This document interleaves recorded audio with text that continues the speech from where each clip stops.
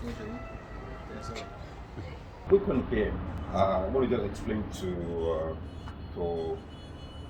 to make things clear to us concerning the hatchery the hatchery fingerling complex we're building. Now we've got pipes that are just brought in now to actually power the fingerling of the hatching unit, the nursery unit, and then the juvenile unit. Now this is one of the legs of the container that will take care of the uh, hatching unit. You don't want it to be more than 1 foot high, so that the fish will not have to swim up and down for too long. But it's going to be long by for about 4 meters, by about 1 meter, and then 1 feet high.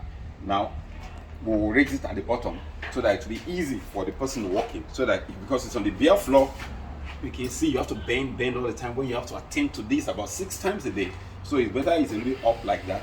And that's why over there at the farm, during construction, we decided to add an addendum to it, which is building a ramp to support the hatching unit, so that people walking will not have difficulty attending to it every day, so that they don't suffer from back sprain. It's what the effort. We want efficiency of production.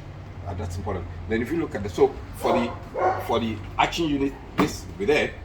Then for the nursing unit, it will have, okay, over there we have about 2 coach of block that will be filled up before we now place the vats, the hatching vats. Now for the nursery vats, it's going to be just 1 coach of block filled in, and then you have this, so that when you look at it again from here, it will now have about the same height again, a little bit above what's it called, your between your navel and your belt and your waist belt, whatever it is. So you see, almost coming to the same height. And then this is the one that will take care of the jumbos, the big juveniles. Now this is going to be a big pond, normally just like the normal big pond, but then it will be made with tarpaulin. Now this one will be on the bare floor. So I think that's clear enough. Now that one doesn't need any support at all, but this is the one that's costing us extra now, both labor and materials, in terms of block cement and then extra labor. But it's okay. And then there's something that was overlooked. Since the farm is situated close to a river, because of convection current, we will need to still put polystyrene on them, so as to prevent convection current from underground to breathe in on the fish and reduce their metabolic rate, which is dangerous when you are dealing with fish that is eating high quality protein.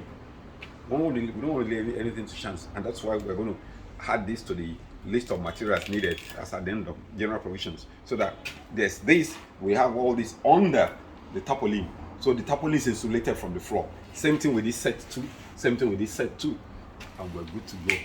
So we're expecting the tarpaulin before we get a giant truck to bring it down to base, South Nigeria.